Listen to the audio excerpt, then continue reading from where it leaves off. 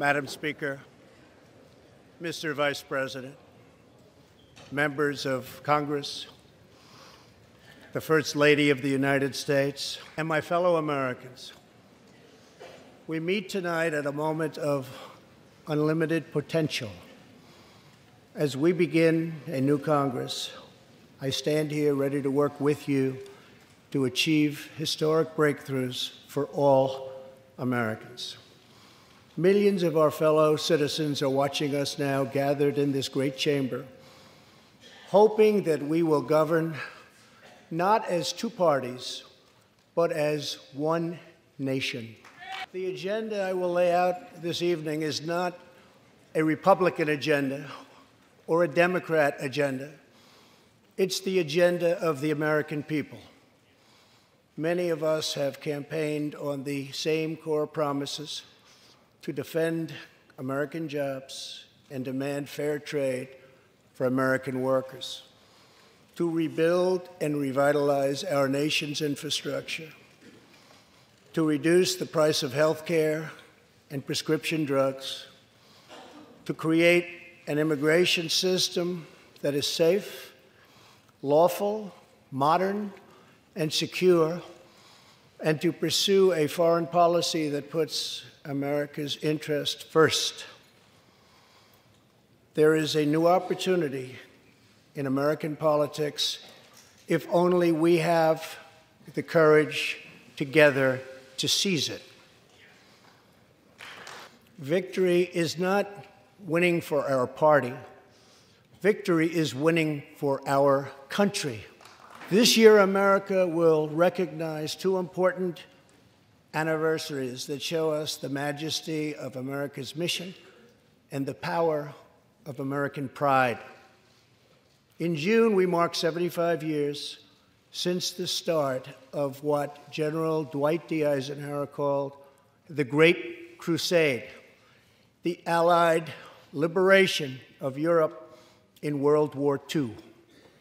D-Day, June 6, 1944, 15,000 young American men jumped from the sky, and 60,000 more stormed in from the sea to save our civilization from tyranny.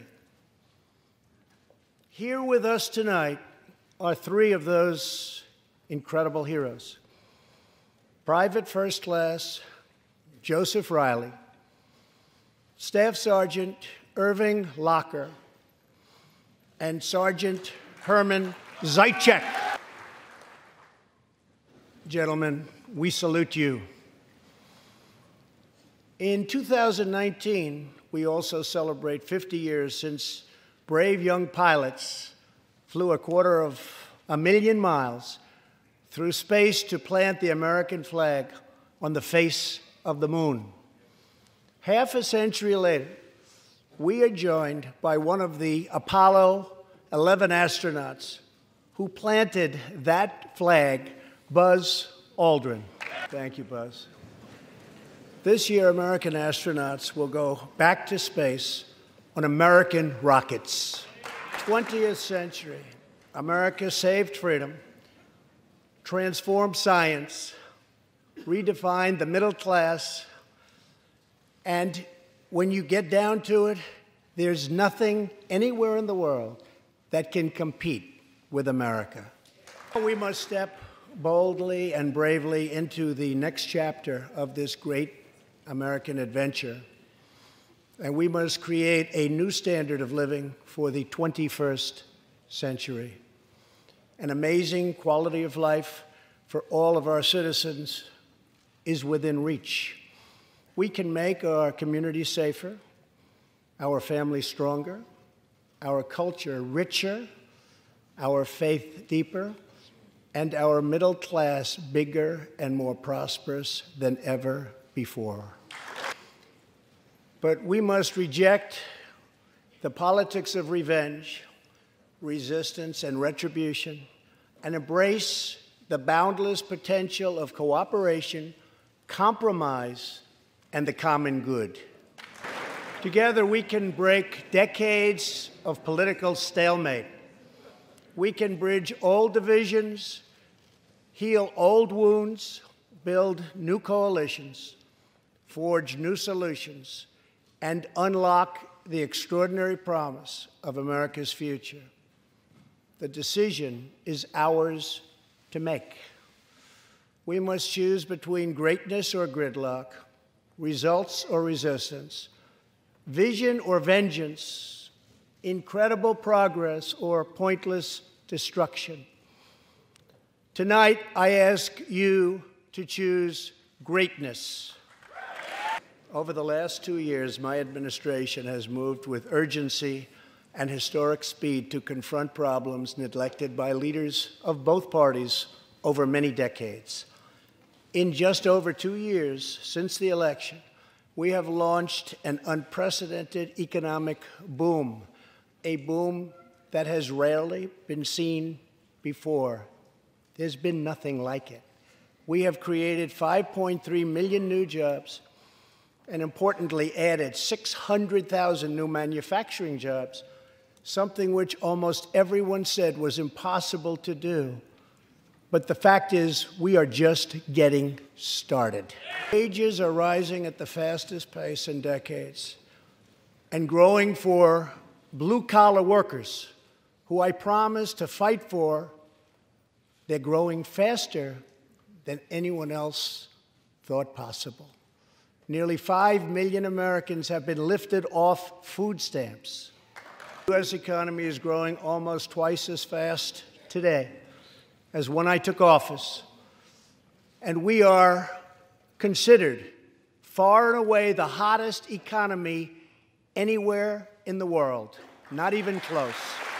Employment has reached the lowest rate in over half a century. African American, Hispanic American, and Asian American unemployment have all reached their lowest levels ever recorded. Unemployment for Americans with disabilities has also reached an all-time low. People are working now than at any time in the history of our country. 157 million people at work. We passed a massive tax cut for working families and doubled the child tax credit. Virtually ended the estate tax, or death tax, as it is often called, on small businesses, for ranches, and also for family farms. Eliminated the very unpopular Obamacare individual mandate penalty. Give critically ill patients access to life-saving cures. We passed, very importantly, right to try. The administration has cut more regulations in a short period of time than any other administration during its entire tenure. These are coming back to our country in large numbers, thanks to our historic reductions in taxes and regulations. We have unleashed a revolution in American energy. The United States is now the #1 producer of oil and natural gas anywhere in the world. And now, for the first time in 65 years, we are a net exporter of energy. After 24 months of rapid progress, our economy is the envy of the world. Our military is the most powerful on earth by far. And America is again winning each and every day. Members of Congress, the state of our union is strong. That sounds so good.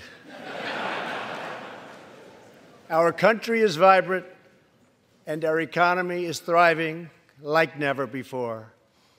On Friday, it was announced that we added another 304,000 jobs last month alone, almost double the number expected.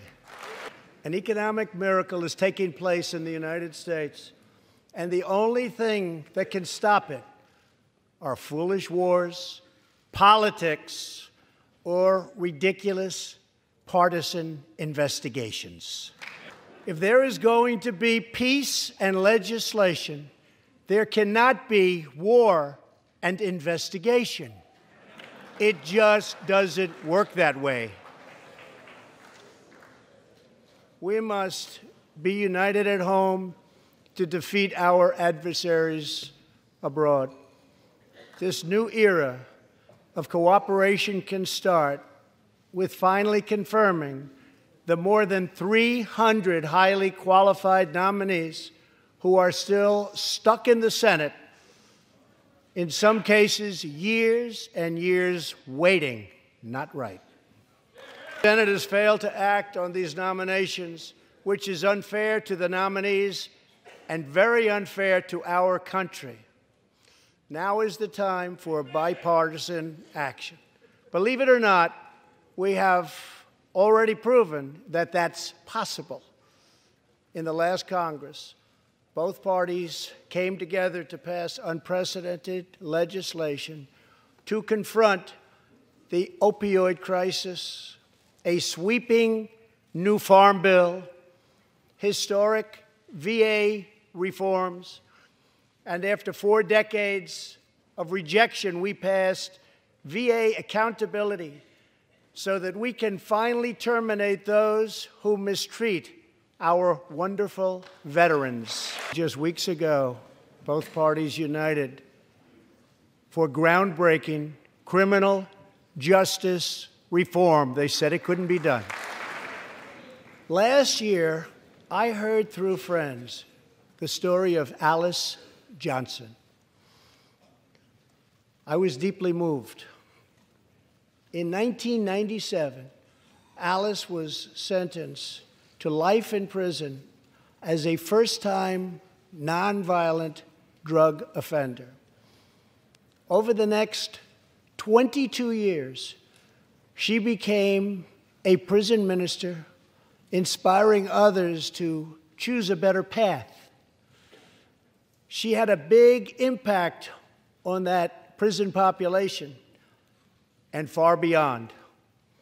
Alice's story underscores the disparities and unfairness that can exist in criminal sentencing and the need to remedy this total injustice.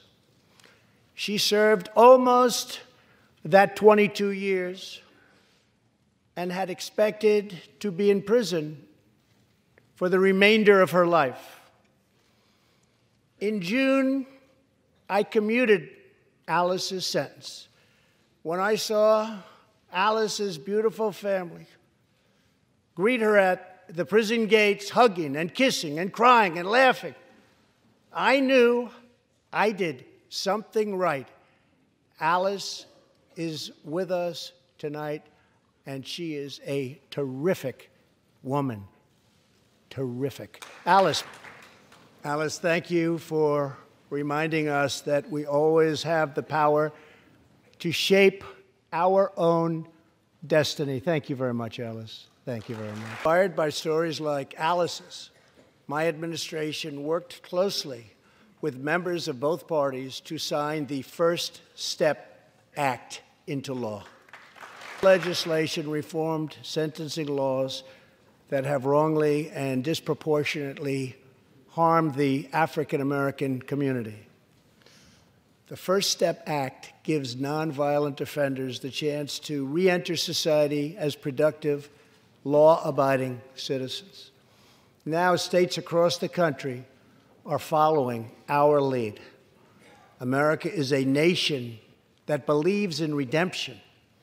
We are also joined tonight by Matthew Charles from Tennessee. In 1996, at the age of 30, Matthew was sentenced to 35 years for selling drugs and related offenses. Over the next 2 decades, he completed more than 30 Bible studies, became a law clerk, and mentored many of his fellow inmates. Now Matthew is the very first person to be released from prison under the First Step Act. Thank you, Matthew. Welcome home. Now, Republicans and Democrats must join forces again to confront an urgent national crisis. Congress has 10 days left to pass a bill that will fund our government, protect our homeland, and secure our very dangerous southern border. Now is the time for Congress to show the world that America is committed to ending illegal immigration and putting the ruthless coyotes, cartels, drug dealers, and human traffickers out of business. As we speak, large, organized caravans are on the march to the United States. We have just heard that Mexican cities, in order to remove the illegal immigrants from their communities, are getting trucks and buses to bring them up to our country in areas where there is little border protection.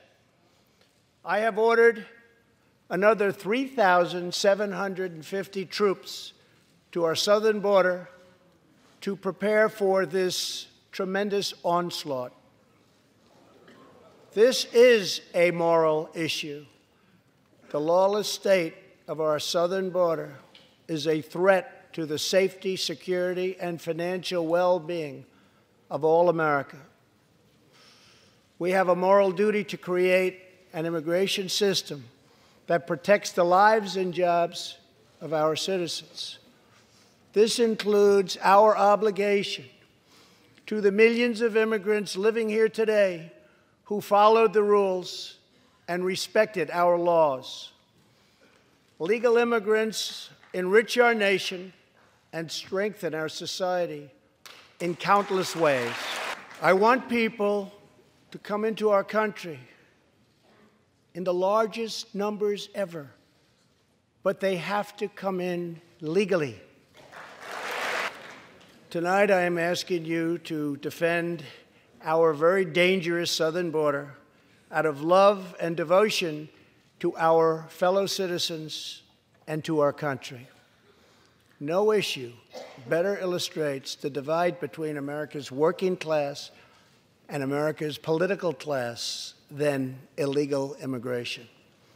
Wealthy politicians and donors push for open borders while living their lives behind walls and gates and guards.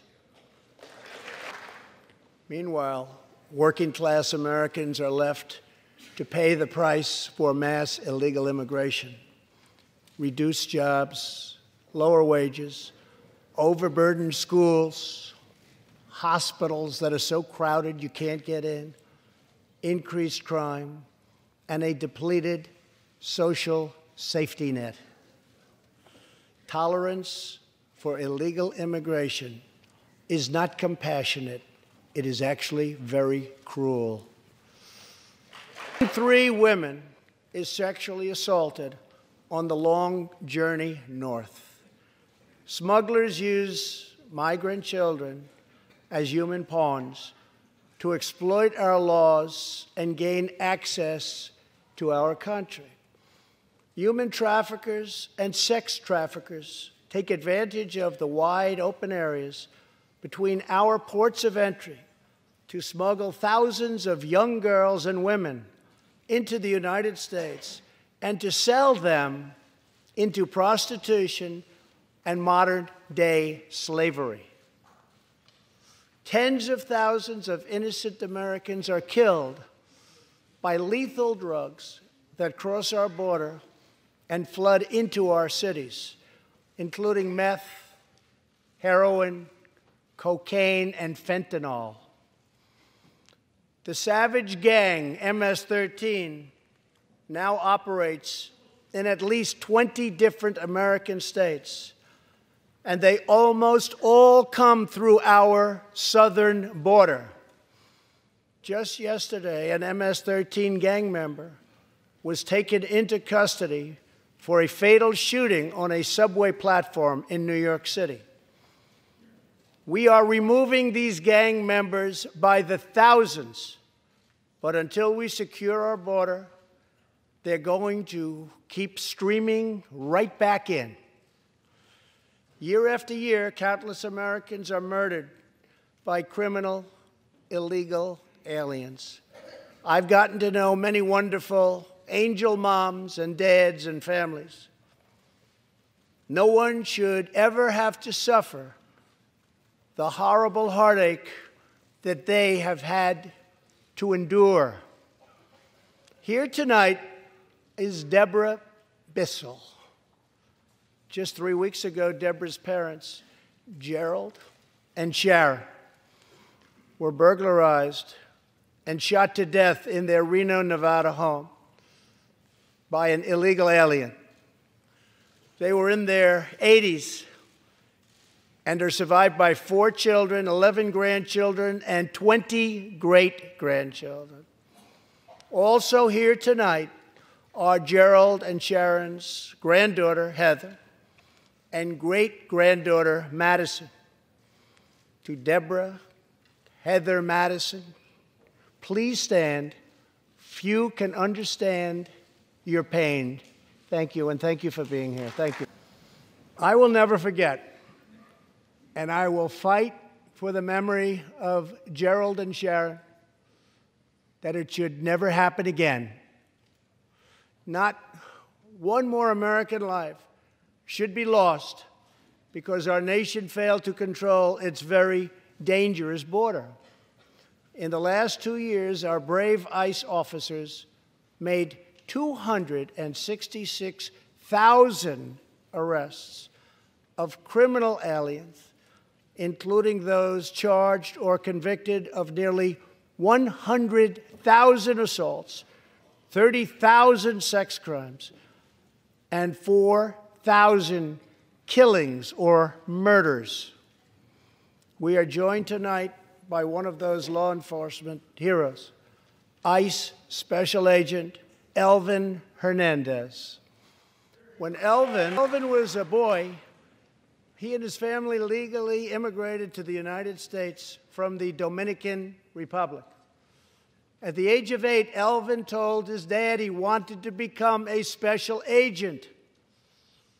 Today, he leads investigations into the scourge of international sex trafficking.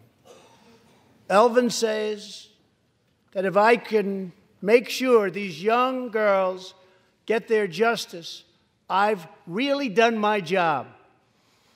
Thanks to his work and that of his incredible colleagues, more than 300 women and girls have been rescued from the horror of this terrible situation.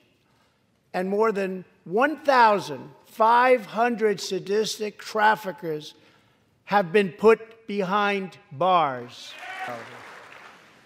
We will always support the brave men and women of law enforcement. And I pledge to you tonight that I will never abolish our heroes from ICE. Thank you. My administration has sent to Congress a common-sense proposal to end the crisis on the southern border. It includes humanitarian assistance, more law enforcement, drug detection at our ports, closing loopholes that enable child smuggling, and plans for a new physical barrier or wall to secure the vast areas between our ports of entry. In the past, most of the people in this room voted for a wall, but the proper wall never got built. I will get it built. This is a smart, strategic, see-through steel barrier, not just a simple concrete wall. It will be deployed in the areas identified by the border agents as having the greatest need, and these agents will tell you where walls go up, illegal crossings go way, way down. San Diego used to have the most illegal border crossings in our country. In response, a strong security wall was put in place. This powerful barrier almost completely ended illegal crossings. The border city of El Paso, Texas, used to have extremely high rates of violent crime, one of the highest in the entire country, and considered one of our nation's most dangerous cities. Now, immediately upon its building, with a powerful barrier in place, El Paso is one of the safest cities in our country. Simply put, walls work and walls save lives. So let's work together, compromise, and reach a deal that will truly make America safe. As we work to defend our people's safety, we must also ensure our economic resurgence continues at a rapid pace. No one has benefited more from our thriving economy than women, who have filled 58% of the newly created jobs last year. You weren't supposed to do that. Thank you very much. Thank you very much. All Americans can be proud that we have more women in the workforce than ever before. Don't sit yet. You're going to like this. And exactly 1 century after Congress passed the constitutional amendment giving women the right to vote, we also have more women serving in Congress than at any time before. Great. Really great. And congratulations. That's great. As part of our commitment to improving opportunity for women everywhere, this Thursday, we are launching the first ever government-wide initiative focused on economic empowerment for women in developing countries. To build on our incredible economic success, one priority is paramount: reversing decades of calamitous trade policies. So bad. We are now making it clear to China that after years of targeting our industries and stealing our intellectual property, the theft of American jobs and wealth has come to an end. For we recently imposed tariffs on $250 billion of Chinese goods, and now our Treasury is receiving billions and billions of dollars. But I don't blame China for taking advantage of us. I blame our leaders and representatives for allowing this travesty to happen. I have great respect for President Xi, and we are now working on a new trade deal with China. But it must include real structural change to end unfair trade practices, reduce our chronic trade deficit, and protect American jobs. Another historic trade blunder was the catastrophe known as NAFTA. I have met the men and women of Michigan, Ohio, Pennsylvania, Indiana, New Hampshire, and many other states whose dreams were shattered by the signing of NAFTA.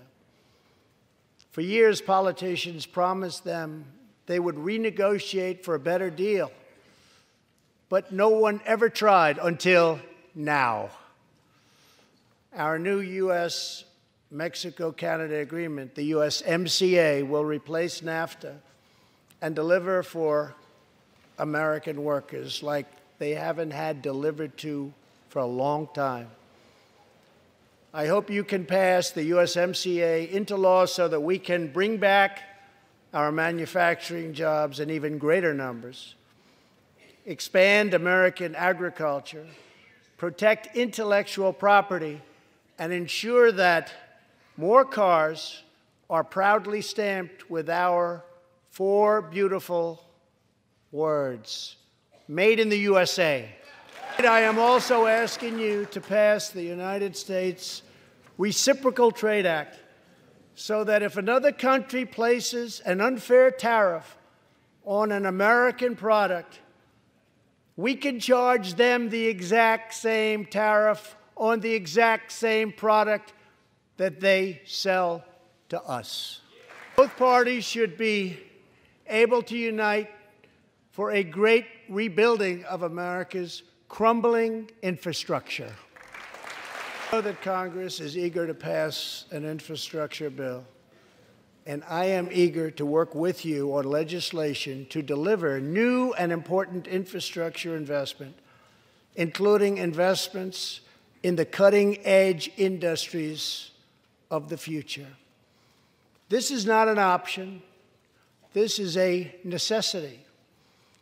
The next major priority for me and for all of us should be to lower the cost of health care and prescription drugs, and to protect patients with pre-existing conditions. Already as a result of my administration's efforts in 2018, drug prices experienced their single largest decline in 46 years. But we must do more. It's unacceptable that Americans pay vastly more than people in other countries for the exact same drugs, often made in the exact same place. This is wrong, this is unfair, and together we will stop it, and we'll stop it fast. I am asking Congress to pass legislation that finally takes on the problem of global freeloading and delivers fairness and price transparency for American patients, finally. It also required drug companies, insurance companies, and hospitals to disclose real prices to foster competition and bring costs way down. No force in history has done more to advance the human condition than American freedom. In recent years, we have made remarkable progress in the fight against HIV and AIDS. Scientific breakthroughs have brought a once distant dream within reach. My budget will ask Democrats and Republicans to make the needed commitment to eliminate the HIV epidemic in the United States within 10 years. We have made incredible strides, incredible. Together we will defeat AIDS in America and beyond. Tonight I am also asking you to join me in another fight that all Americans can get behind, the fight against childhood cancer. Joining Melania in the gallery this evening is a very brave 10-year-old girl, Grace Eline. Every birthday. Hi, Grace. Every birthday since she was 4, Grace asked her friends to donate to St. Jude's Children's Hospital. She did not know that one day she might be a patient herself. That's what happened. Last year, Grace was diagnosed with brain cancer. Immediately, she began radiation treatment. At the same time, she rallied her community and raised more than $40,000 for the fight against cancer.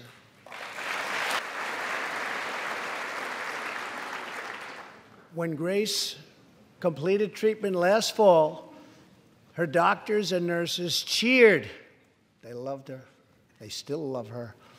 With tears in their eyes, as she hung up a poster that read, "Last day of chemo."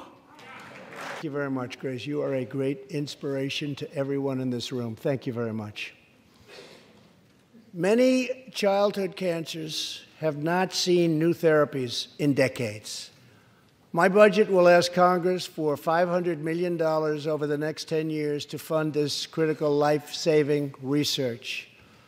To help support working parents, the time has come to pass school choice for Americans' children. I'm so proud to be the first president to include in my budget a plan for nationwide paid family leave so that every new parent has the chance to bond with their newborn child. Be no greater contrast to the beautiful image of a mother holding her infant child than the chilling displays our nation saw in recent days. Lawmakers in New York cheered with delight upon the passage of legislation that would allow a baby to be ripped from the mother's womb moments from birth. These are living, feeling, beautiful babies who will never get the chance to share their love and their dreams with the world. And then we had the case of the governor of Virginia, where he stated he would execute a baby after birth.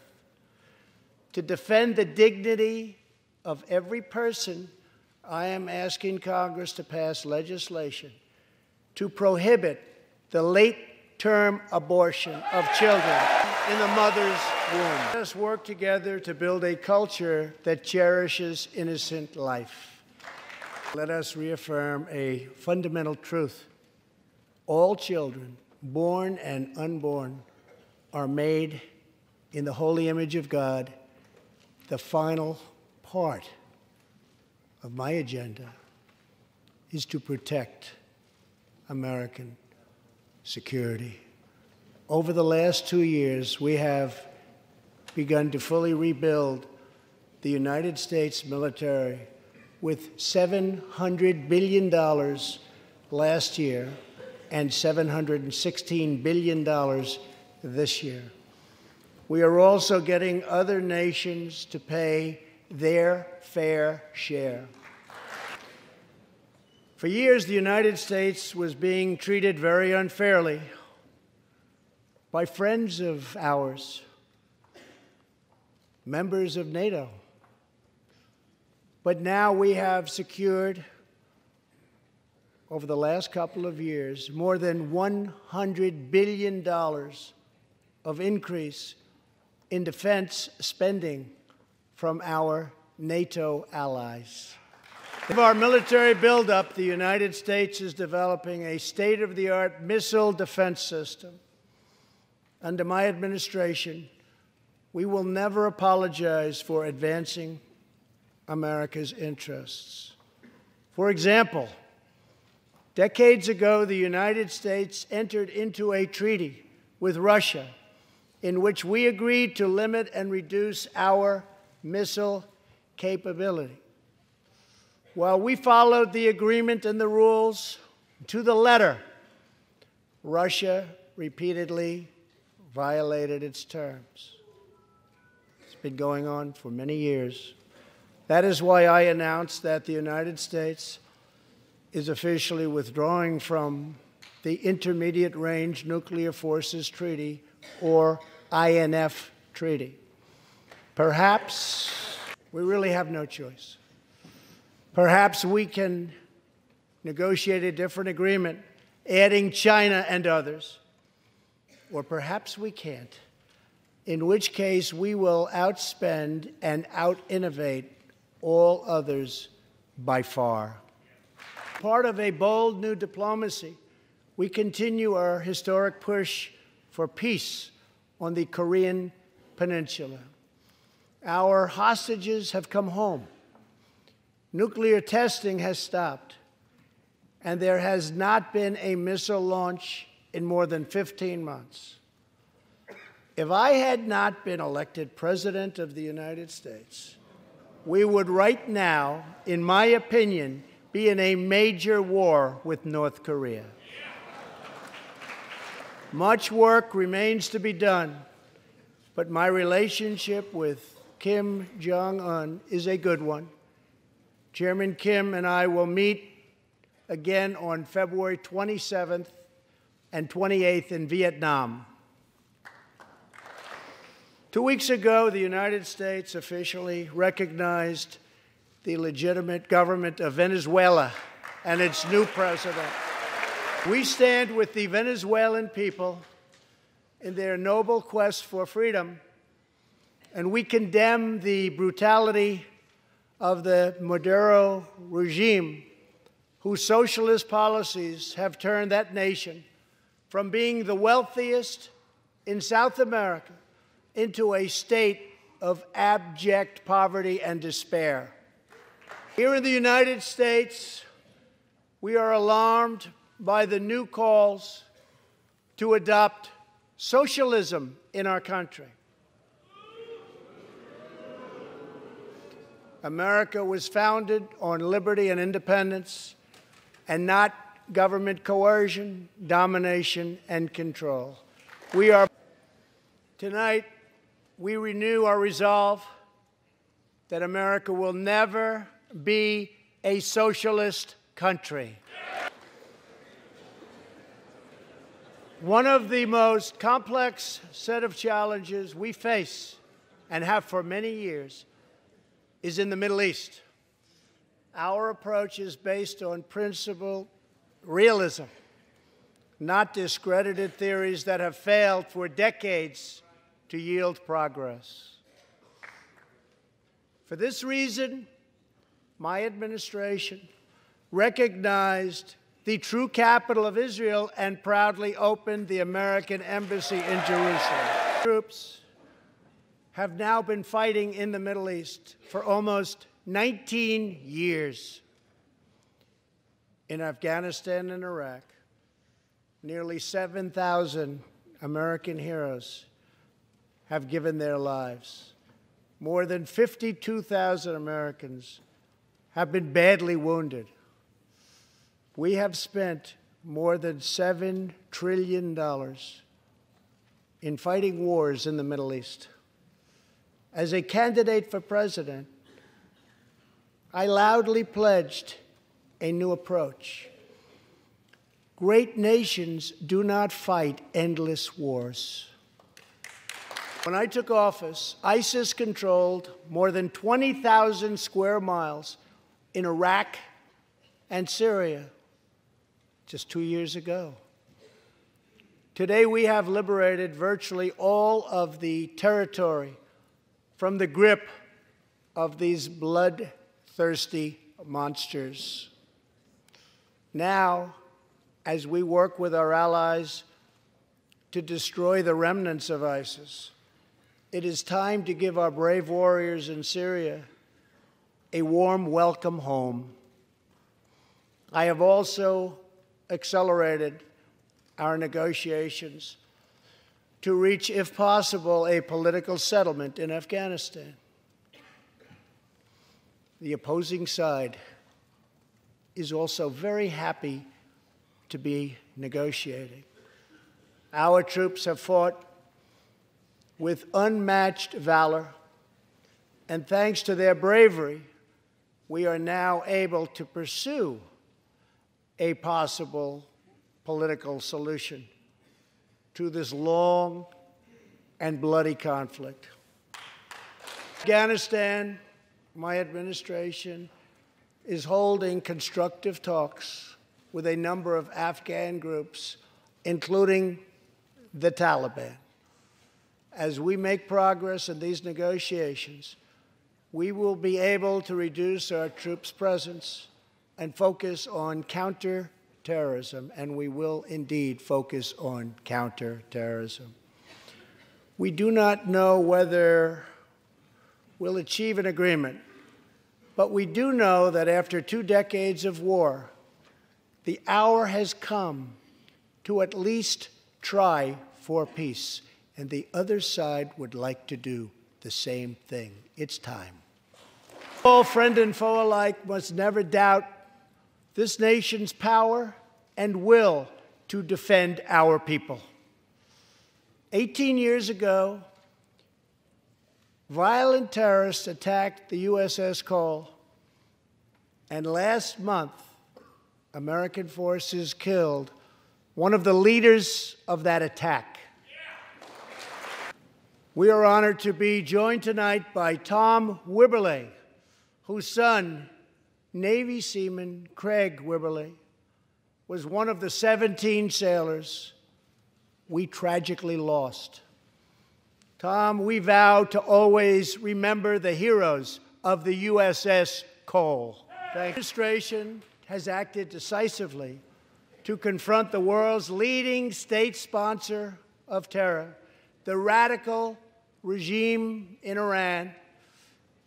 It is a radical regime.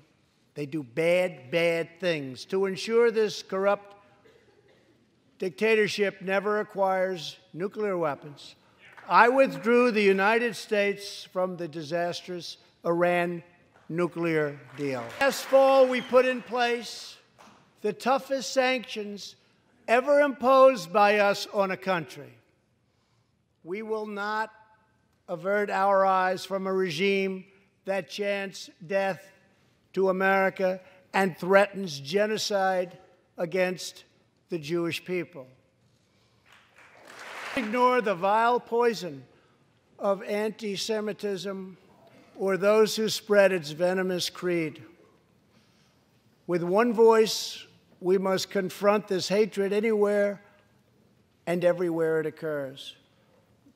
Just months ago, 11 Jewish Americans were viciously murdered in an anti-Semitic attack on the Tree of Life Synagogue in Pittsburgh. SWAT officer Timothy Matson raced into the gunfire and was shot 7 times chasing down the killer, and he was very successful.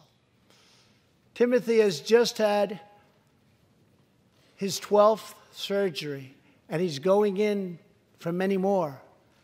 But he made the trip to be here with us tonight. Officer Matson, please. Thank you. We are forever grateful. Thank you very much.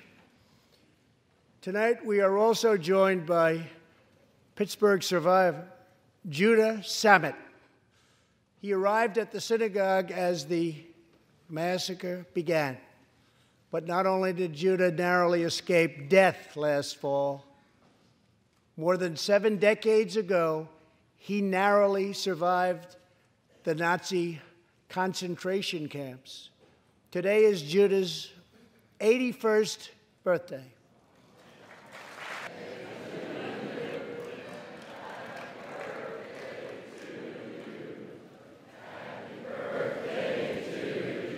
Great.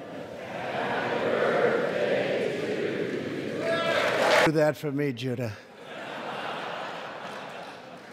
Judah says he can still remember the exact moment nearly 75 years ago, after 10 months in a concentration camp, when he and his family were put on a train and told they were going to another camp.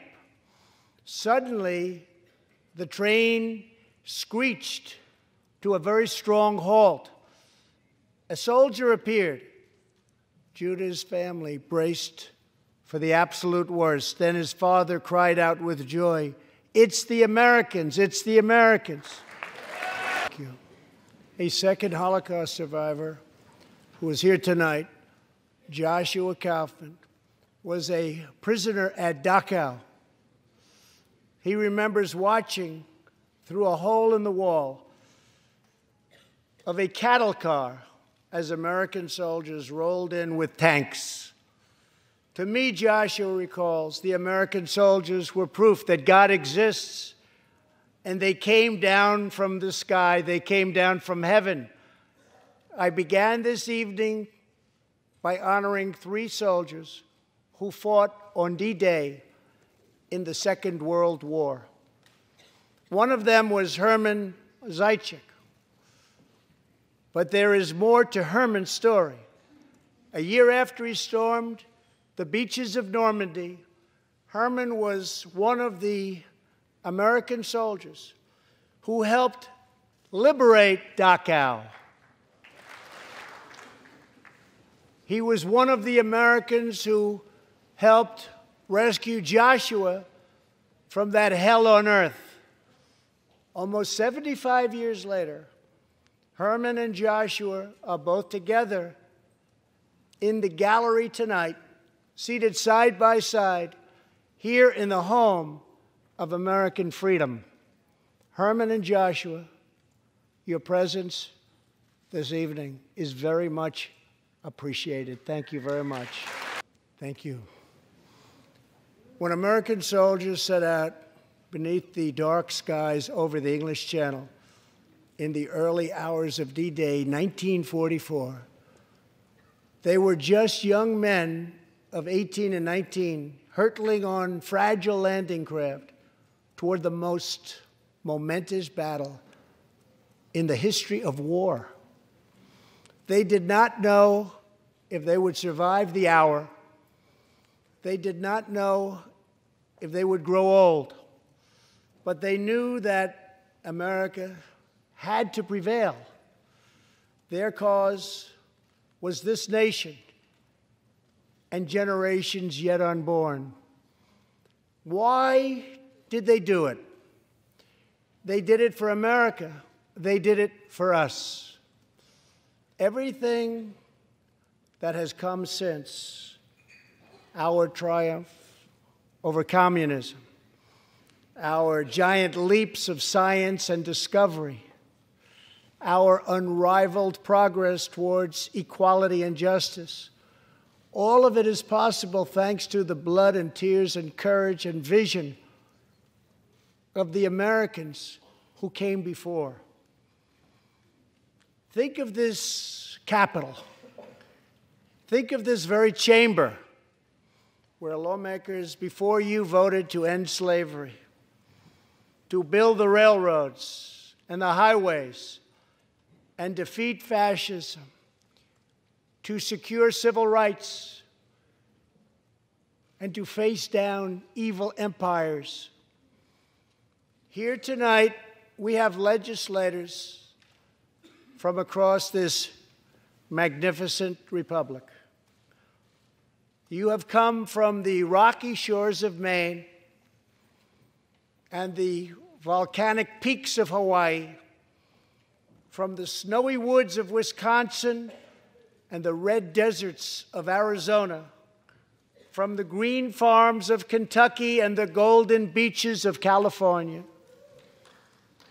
Together, we represent the most extraordinary nation in all of history. What will we do with this moment? How will we be remembered? I ask the men and women of this Congress, look at the opportunities before us. Our most thrilling achievements are still ahead. Our most exciting journeys still await. Our biggest victories are still to come. We have not yet begun to dream. We must choose whether we are defined by our differences or whether we dare to transcend them. We must choose whether we squander our great inheritance or whether we proudly declare that we are Americans. We do the incredible. We defy the impossible. We conquer the unknown. This is the time to reignite the American imagination. This is the time to search for the tallest summit and set our sights on the brightest star. This is the time to rekindle the bonds of love and loyalty and memory that link us together as citizens, as neighbors, as patriots. This is our future, our fate, and our choice to make. I am asking you to choose greatness.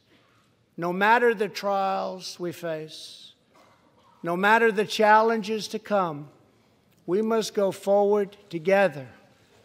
We must keep America first in our hearts. We must keep freedom alive in our souls. And we must always keep faith in America's destiny. That one nation, under God, must be the hope and the promise and the light and the glory among all the nations of the world. Thank you, God bless you, and God bless America. Thank you very much.